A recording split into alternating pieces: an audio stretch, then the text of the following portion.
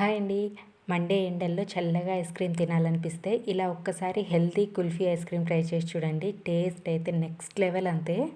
ముందుగా ఒక బౌల్‌లో ఒక 10 జీడిపప్పులు, 5 వాల్‌నట్స్, ఒక 10, 15 వరకు పిస్తా పప్పు, 2 టేబుల్ స్పూన్లు water melon seeds, 1 table spoon వరకు సన్‌ఫ్లవర్ సీడ్స్, 1 టేబుల్ స్పూన్ గుమ్మడి గింజలు, 5, 6 గింజలు తీసిన ఖర్జూరాలు కూడా వేసి నీళ్లు పోసి ఒక్కసారి నాజూగ్గా అలా కడిగేసి ఇందులోనే ఒక 10 జీడిపప్పులు కూడా పొట్టు తీసి వేసుకోండి. మీ దగ్గర నానబెట్టినవి ఉంటే వేసుకోవచ్చు. లేదంటే ఒక 10 నిమిషాలు వేడి నీళ్ళల్లో వేసి పొట్టు తీసివేసి ఒక పావు లీటర్ వరకు వేడి పాలు పోసి ఒక గంట సేపు పక్కన పెట్టేసి గంట తర్వాత పాలతో సహా ఈ పప్పులన్నింటినీ మిక్సీ జార్లో వేసుకొని వీలైనంత మెత్తగా గ్రైండ్ చేసుకోవాలి. ఇలా గ్రైండ్ చేసిన తర్వాత స్టవ్ పైన కడాయి పెట్టి అడుగంటకుండా ఉండడం కోసం కొంచెం నీళ్లు మరిగించిన తర్వాత 3/4 లీటర్ పాలు పోసి మరిగిన తర్వాత ఈ పేస్ట్ వేసుకోవాలి. నేను పాలు ఆల్రెడీ కాంచిన పాలు ఇవి.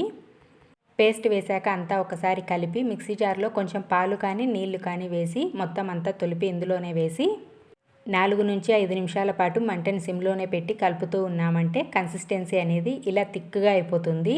ఈ కన్సిస్టెన్సీకి వచ్చిన తర్వాత ఇప్పుడు స్టవ్ ఆపేసి ఇందులో స్వీట్నెస్ కోసం బెల్లం కానీ లేదంటే ఇలా పటిక బెల్లం కానీ వేసి ఒక్కసారి అంతా కలిపి చల్లారనివ్వాలి. చల్లారిన తర్వాత మిక్సీ జార్లో వేసి ఒక 2 యాలకులు కూడా వేసి మెత్తగా గ్రైండ్ చేసేయాలి. ఇలా గ్రైండ్ చేసిన తర్వాత ఇందులోనే ఒక 3 టేబుల్ స్పూన్ల వరకు ఫ్రెష్ మీగడ వేస్తున్నాను. మీరు కావాలంటే ఫ్రెష్ క్రీమ్ కూడా వేసుకోవచ్చు. వేసి మళ్ళీ ఒకసారి ఇలా బాగా గ్రైండ్ చేసి ఇలా కప్పుల్లో కానీ గ్లాసుల్లో కానీ పోసి పైన ప్లేట్ కానీ బటర్ పేపర్ కానీ వేసేసి డీప్ ఫ్రిడ్జ్లో 8 నుంచి 10 గంటలు లేదంటే ఓవర్ నైట్ పెట్టేస్తే హెల్తీగా తక్కువ పాలతో tasty kulfi ice cream ready.